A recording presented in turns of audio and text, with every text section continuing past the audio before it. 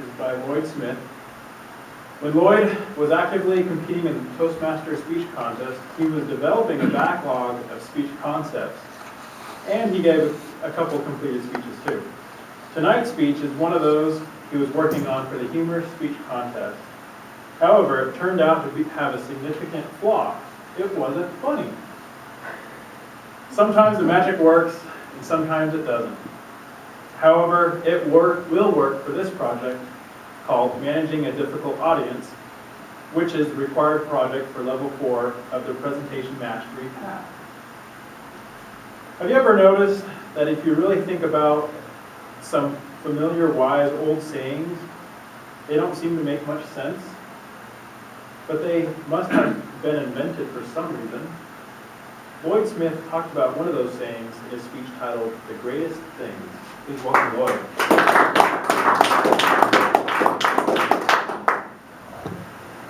I'm kind of dumbfounded right now because I thought my friends and I had invented the idea of putting the slinky down the stairs. Yeah, wait till 5 to turn that on. Nobody will notice. On July 7th, 1928, an epical event in American history happened. The first loaf of sliced bread was sold at a bakery in Chillicothe, Missouri. Now, you may not think that the sales of a loaf of bread is a big deal, but there wasn't any such thing as sliced bread until that moment. And that's because Otto Friedrich Rohrbacher's 6-year quest to perfect the mechanical bread slicer had finally paid off.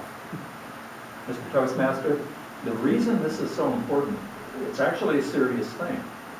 Bread, until the slicer was developed in 1928, bread was sold just as loaves of bread. Just, you got handed a loaf of bread.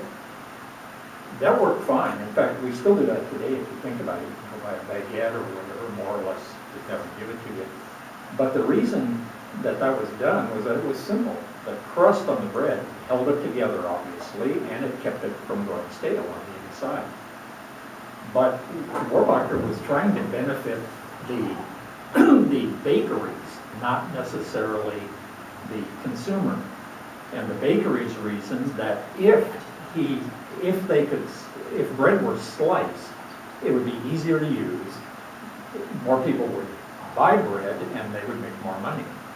The reason why he did that was because he wanted to make more money too, and he did. He became a millionaire after the deal.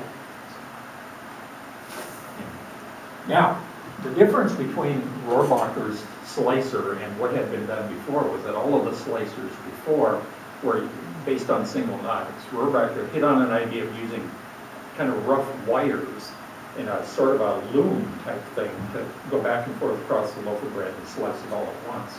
Excuse me, but is Rohrbacher the guy who invented the popcorn at Orville? No, you're thinking of Redenbacher, but we'll discuss that toward the end of the meeting here. Okay. Yes. Now, Rohrbacher's invention needed another invention to go along with it, and that was the invention of the bread sack. That turned out to be a complex thing too. The first bread sack was just a paper bag, and that didn't work because it didn't keep the bread fresh. Then somebody hit on the idea of wax paper bags, and those worked really well. Bakers all over America shouted huzzah because they were making lots and lots of money.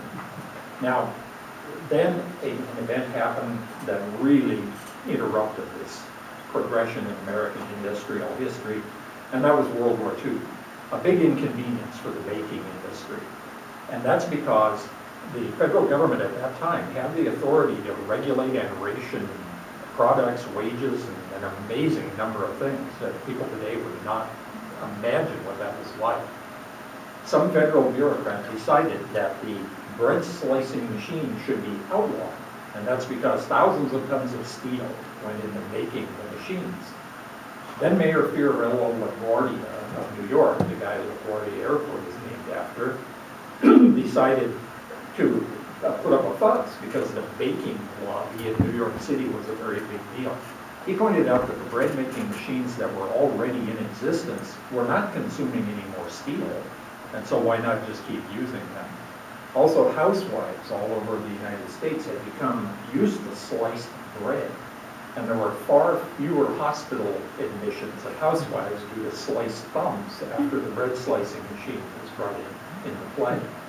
And so after just 2 months, the federal government reversed itself and allowed the automatic bread slicer to continue to operate. You know what, I don't agree with any of that. I think that we should have been allowed to just continue to bake our own bread, and now we have this white bread that And has to no cut your thumbs, nutrition, but you know. hold that thought, we'll talk about it in the discussion Okay. afterwards.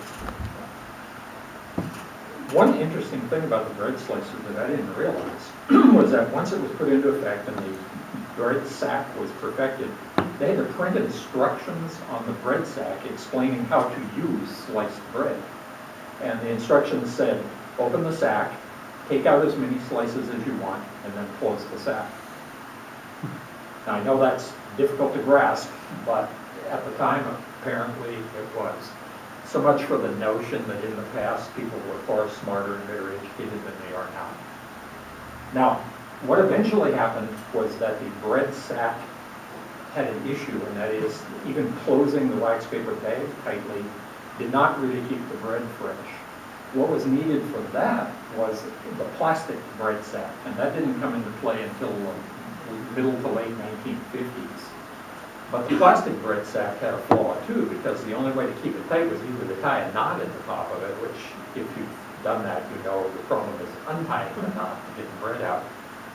And so somebody invented these little wire twisted things with a paper sleeve on, and that worked pretty well until the paper falls off. And then a guy who lived in Yakima, believe it or not, invented that little plastic gizmo with a slot in it that you stick on the bread sack. He became a multi-millionaire due to those things because he held the worldwide patents on them. So as you can see, the greatest thing is the greatest thing since sliced bread. You've probably heard that expression and wondered, what on earth does it mean?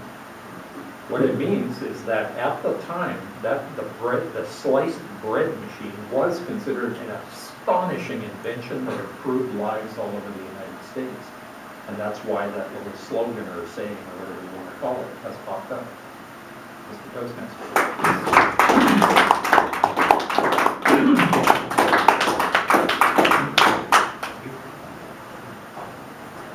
Okay, back in place. Let's go 8 minutes, so we'll go 6, 7, and 8 for discussion. I'm sorry? We're going to time this discussion part.